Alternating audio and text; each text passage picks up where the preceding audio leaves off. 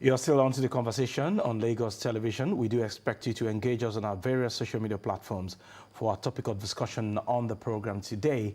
At this moment on the conversation, we'll be looking at the relationship between government and the governed. I did say before that break that democracy, the usual definition of democracy that we know, is the government of the people, by the people, and for the people. But many people have questioned the fact that our own kind of democracy here in Nigeria is quite unique because oftentimes people do not feel the impact of government, and people are government unto themselves in terms of provision of water, in terms of provision of electricity through their generating sets. And, you know, it's neither here nor there, but people are worried, especially now that most political class are already gearing up for the 2027 general elections. Who are exactly at the center point of government, and those we have elected, are they concerned about the plight of Nigerians? These are some of the questions my guest will be answering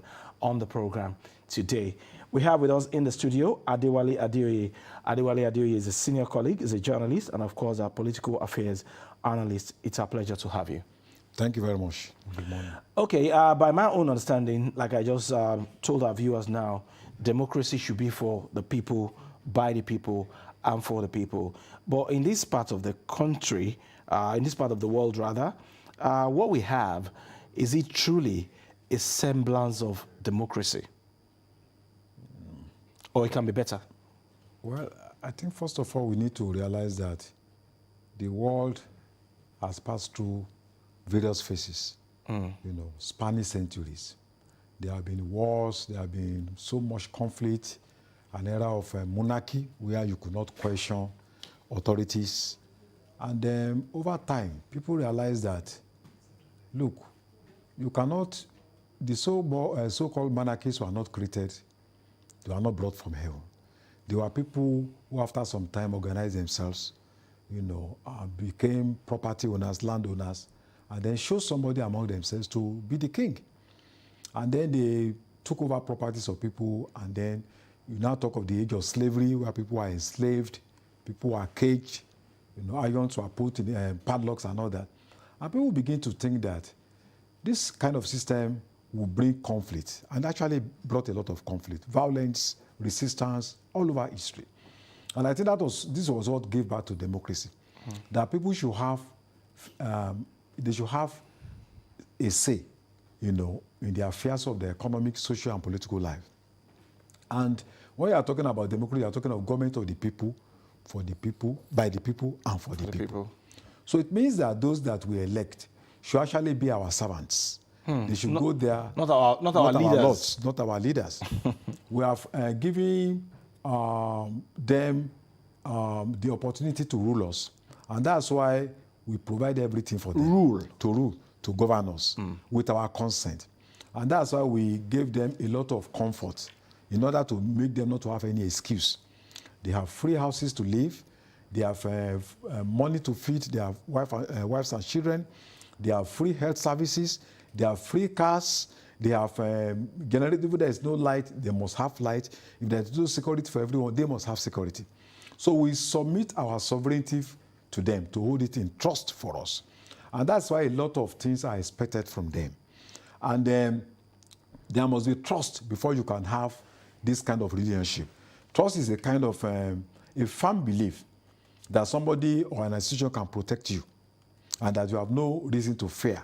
Then you submit you hand over a part of your sovereignty to them. But in this part of the country, when you hand over that kind of sovereignty, they are in charge of the judiciary, they are in charge of law, they are in charge of weapons of coercion, the police, the military, and all that. In order for them to organize a decent society that everybody will be proud of, that can give security, socio-economic security to everyone. But unfortunately here, leadership is seen from a very totally different perspective. Once you give them that kind of opportunity, people begin to abuse it. When they are in power, they think that they are in power for themselves alone. And they see you as irritants. If you are not educated, you cannot even have access to them. People that are not educated are giving so many names, and they use the media that they control to also control this narrative, calling people hoodlums, calling people idiots, calling people all sorts of names, forgetting that when it is time to vote, even somebody... They romance these people. They romance them. These idiots. They go to brothels. They go to Ajegule to meet the so-called hoodlums, you know, who are also human beings who have been given birth by other human beings, just the same process that they were giving birth to, well, you know, were the same process that were also born. So, but we isolate them, we exclude them from decision-making processes. And when you have this kind of situation, trust begins to diminish. There's deficit. People begin to lose trust, because why there's no trust, it's very difficult to have prosperity, it's very difficult to have progress, it's very difficult to have stability. So where there's no trust, you begin to see dissent behavior, rebellion. And there's this kind of trust diminishing because of experience that people have over the years. There are people that you elect, they don't keep to their words. You begin to experience negative experiences, you know, about promises that they give you that they are never fulfilled. Then you begin to distrust them, and this is what leads to breakdown of law and order. Because when people do have trust in institutions of governance, they begin to exist outside the laws that were created by people in power. And societies where there are no trust, you should expect violence, you should expect armed resistance, you should expect distrust, you should expect fear. And this fear is not just among the people. It does not exist only in the people. It also exists in those that lead them. That's why they have fear. They are not free to go to the marketplaces. They are not free to walk on the streets. They build houses. They have to build very tall protective sheet. Because when they go to the market, they are women and children. You know, they have to go with policemen. You have introduced different perspective to this topic of discussion on the program this morning. I'm aware that we have to go on a very quick break at this moment. When we come back, our discussion will continue.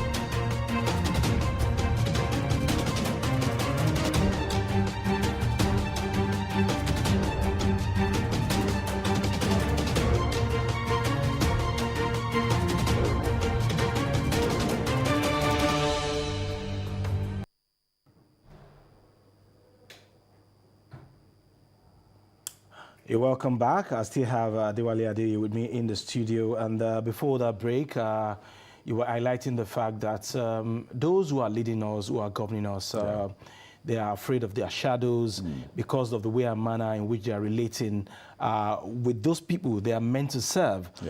So now, even as the governed now, we all know that it's an annual ritual for the political class to come and worship us anytime election is approaching. Why is it that we have not really realized the value in our votes to put these people where they should be, in such a way that they will stop taking advantage of us? Because we only see them when it is time for elections. After the election, they are off again to come back in another 4 years. Is it that we do not value ourselves or the weapon that we have, which is our vote? Well, I think if you look at it, it's so easy to blame the people, you know, to condemn them for taking money when they are, when it's time for people to, for them to vote. They collect money from politicians. Even traditional rulers take bags of rice, you know. Stomach infrastructure. Yeah, and some people even collect from all the politicians at the end of the day. You know, they just vote for one of them. But the reality of the matter is that if you want to stop rigging and bribing election, it is only the state institutions that can stop them. because it's against the law. So it's only when you have an effective implementation of laws that such things could be stopped. It's only the police, the FCC, the institutions that are responsible for fighting corruption, which are all, in the hub of the government. So when you have a situation where these institutions themselves are compromised, by who? By the political leaders. Then you cannot actually blame the people. Because the fact of the matter is that if you take places like the US, Britain, it's not as if when you go and bribe people, let's say $10, pound, they will not take it.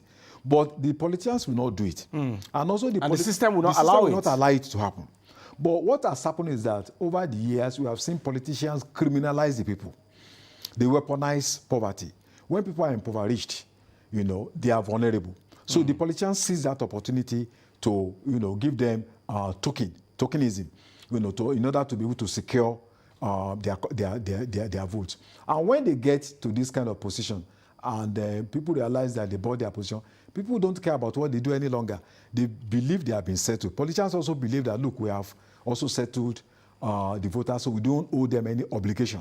And that's why the questions of having about good road, about electricity, about water becomes very difficult, because people have compromised their conscience. So we have no moral right to ask them questions about how they run the affairs of.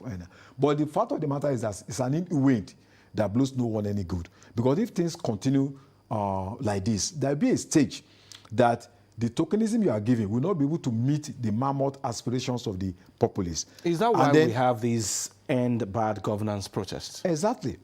So it's a product of resentment, because how much are you going to give to people? Okay, you have about maybe 1 billion to provide infrastructure, roads, electricity, water for people. Then you just take about, let's say, 2 million out of it, and then you give people 2,000 naira. Momentarily, they will be happy, they will be comfortable.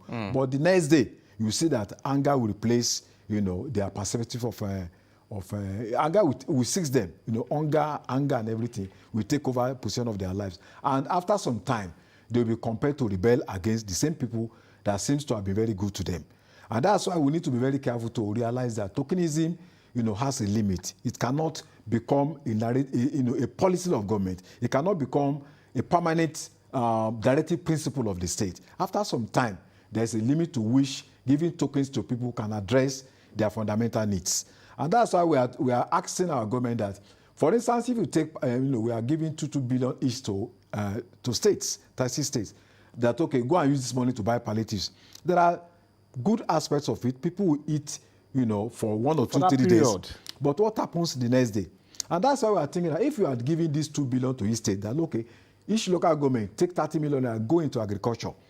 Go and invest in tomatoes, onions, maize. 1 grain of tomato, of maize, just 1 grain, can produce about 2,000 in just 6 months. Just 1 tiny grain like this, by the time you plant it and then you harvest. So if we are invested in agriculture, by now we'll not be talking about, food shortages. Or importation of food. Or importation of food. And we should also realize that we are spending trillions on palliatives. By the time you go to the market and buy these goods at once, there's going to be scarcity. And it will automatically lead to inflation.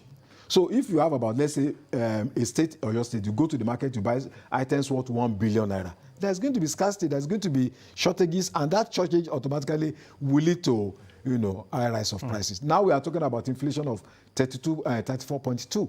Last year it was about 22.6. Now we are talking about 34.2%, and it's going up, almost every day. So we should realize that we need to create the framework to address fundamental problems and not just to deal with cosmetic challenges that our people have. Okay, so what are those frameworks that we need to create to make the system better, or the relationship between the government and the governed better, in such a way that the ruling elite will not be taking advantage of the masses? And can you really blame the political class as well? Because when you want to take the nomination form of a particular political party, it is quite expensive. Yeah. And politics for them, or by the semblance of what we have in our society here, is like an investment. You spend so much to get to power, and when you get to power, you want to recoup your money. You see, if you are a politician, it's very sweet to have funds that you don't work for. It's very sweet to build houses in Dubai, to send your children on holidays. It's very sweet for you to be going to the market and you have about 10 policemen around you. Your wife is going somewhere, you have policemen around them. It's also very exciting to have your children, Harvard University, Cambridge. But what of tomorrow? How long can you sustain this system? This was the kind of system they had in Zaire. This was the kind of system they had in Rwanda. This was the kind of system they had in Liberia. But for how long, are you going to sustain this kind of relationship? And that's why, it's for the good of the politicians to maintain a system that can sustain them for a long time. Because many of them, once they're out of power, they cannot continue with such lifestyle. In Nigeria, about 30 years ago, nobody could ever dream of having suicide bombers. Nobody could ever dream of Ijaw people taking off AK-47 to resist the government. Nobody could ever dream of armed men invading our farms, our territories, and kidnapping people. Nobody could ever dream of people killing their own parents, killing their own mothers. So you can see that we have been put through a social strain, economic strain that is bringing out, like Fela said, the beast in all of us. And the fact of the matter is that this will consume all of us at the end of the day. So it's always better to have a system that is sustainable, that you'll be proud of as leaders, and then the people that you are governing will also be proud of you. What we are running now is a system that cannot be sustained for too long. And that's why you see protests. We are talking about protests being organized by people we don't know. Before, we used to talk about people like Femi Falana, Beko, but when you are now in a country where organizers of protests are unknown, that's dangerous. And they are even carrying the flag of other nations. Yes, carrying the flags of other nations and all that. So, it's very, who are you going to trace to arrest?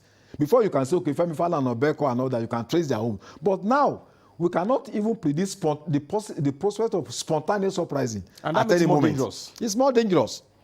Because when people realize that, look, if you come forward to say you want to plan protests, you are going to arrest, then they will go underground. It becomes a guerrilla movement that at the end of the day, we threaten those that are being governed and also those that are ruling us. So our people should have a change of mind. They should have clear conscience so that they don't push the people to the wall. Because when you push a goat to the wall, even though goats don't bite, they will be forced to resist and confront you. Isn't that what we're having now? That's what we're having now. The people are tired of the situation, despite the appeal from Mr. President and every other layers of government. The people are complaining that, okay, we see you live in affluence and we are suffering. So we must find a meeting point and, of course, give us a bit of the national treasury and let us enjoy the dividends of democracy as well. But those that we have in power today, at some point or the other, they enjoyed freedom of association. They lashed on the rule of law to get to where they are today. But now it appears that we can hardly tolerate the rhythm from the opposition now. Yeah, I think there are two ways to this issue. The first thing is that what kind of government do we have? Well, the government, to a large extent, people are complaining. But also, what kind of opposition do we have? Because in all of this narrative, there should be national interest. That even when the opposition is talking, there must be we must be able to define what is even national interest. Like what happened in Britain. Look at what happened in Britain. Both the Labour Party and the Conservative, they are on the same page. So look, we are against violence.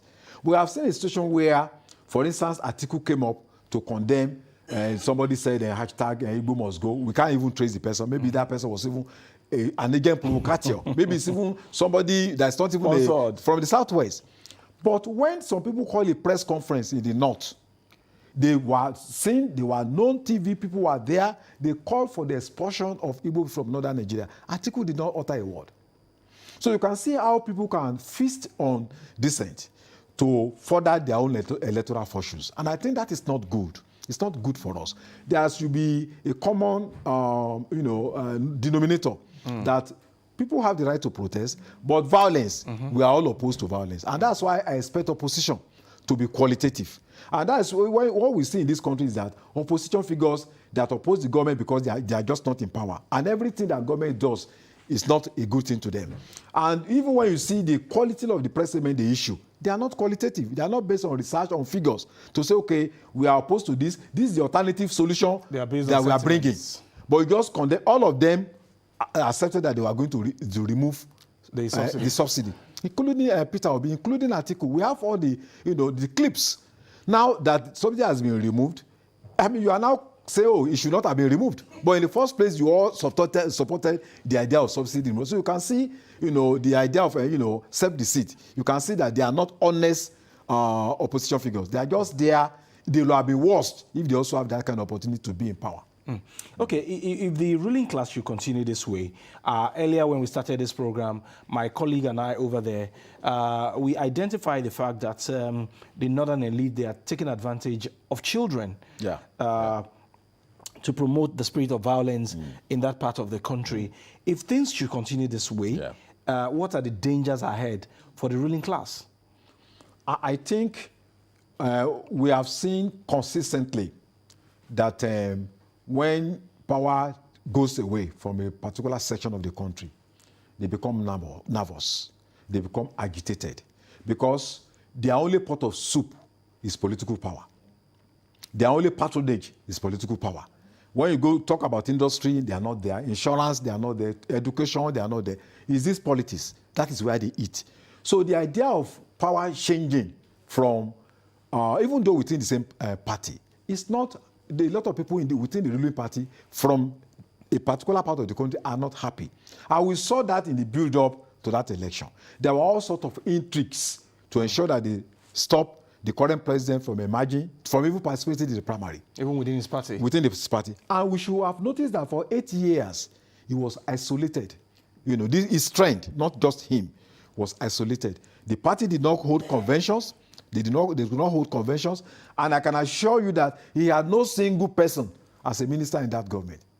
I'm telling you. The minister that were even from Lagos were not appointed by him. So we had a situation where somebody gave you a ladder to climb to the top. When you got there, the first thing the ladder. There is a proverb in Yoruba that Olori Aje koko ma npaje. The greatest benefactor of a wizard or a witch is usually the first victim of that wizard. So he helped them to get to that power. Immediately they got there, they started fighting him. And when that primaries came, they set up a lot of fronts to say, okay, don't worry, we are going to support you. Don't worry, in order to set the Southwest against themselves. They were the people that went to each of them, say, don't worry, don't tell anybody, we are with you. So for him to be able to emerge, to me, it was a kind of miracle.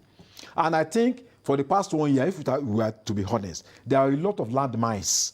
The Naira swap, the changing of Naira, the banks, no access to money. Then the idea of even saying that, look, we want to remove subsidy was done since January last year. They had a budget that had no provision for subsidy as from June. Yeah. So anybody that was coming into power will already confront a very big problem. So that problem was there. So the idea of seeing a situation where people are now using young men and all sorts of things to cause havoc should be expected. We should have known that this is what they would do. But if they are wise enough, they should know that they are responsible for these millions of children that we have on the streets in the north. And if there is going to be any conflict, they will be the first victims. We're already having Boko Haram in the northeast. We're already having armed conflict in the northwest. We're already having, for the first time, conflict between Fulani and Hausa that is not even supposed to happen at all. People confronting the MIs, people kidnapping MIs. So the social disequilibrium that they have created, we consume them. So it's better for them, if they are wise and they have foresight, to not to do anything to, maybe they want to destabilize the country or because there is so much people that non-state actors that are armed, and most of them are in the north. And they may be look at what happened. They started attacking. If they are going to attack homes, they are not going to attack my home in Kano. It's the ruling class that will be the first victim. Yeah. So if they think that they can just create crisis in order to bring back the hegemony, there is going to be something that they will not be able to handle. This is not 1966. This is not 1983. The uprising will be too much all over the country. Things have changed. So they should just allow, even though we are not happy, we are angry, they should allow the government to take off. Okay. And then got to the level of altitude. And then whatever ideas people have, they should be able to give to the government. At the same time, the government should have listening ears. The government should engage the people. The government should purge away people that are corrupt, egoistic elements that surround the presidency, that are just after their own interests. They should have people of integrity, people of good conscience that can, command the public respect and that can give the government a good name that will be able to enjoy public, support from that's for government. Now let's talk about the governed.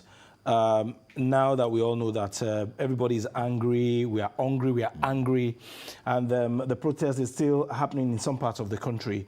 What do you think the National Orientation Agency should be doing at this time to at least change the psyche of Nigerians to think positively? Well, you know, there is a difference between government... Even though they are hungry. Yes, government press statements and then mass communication. I'm not seeing mass communication. I'm not seeing engagements with the social movements in Nigeria. And what do I mean by this? I was doing a research with Dr. Beko Ransome Kuti, and we were able to collect names of community-based organizations in the Southwest alone. There are about 2,700. Nigerians are organized people.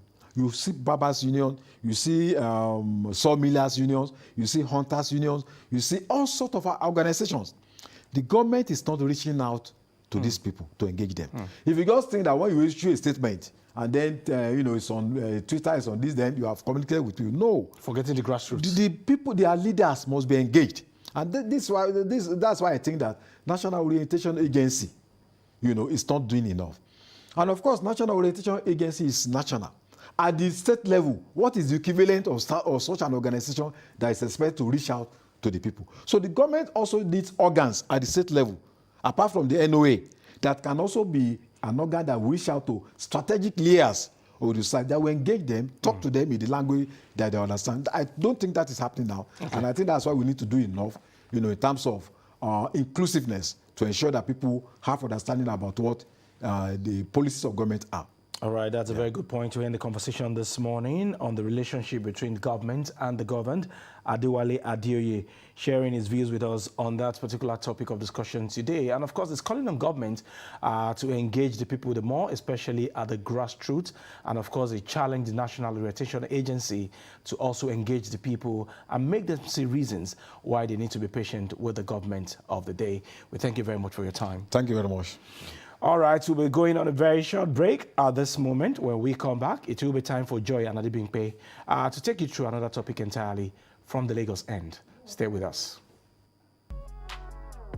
The views expressed on this program do not represent that of the producer, management of Lagos Television, or the Lagos State Government. They remain the perspectives of those expressing them. Thank you for staying with Lagos Television.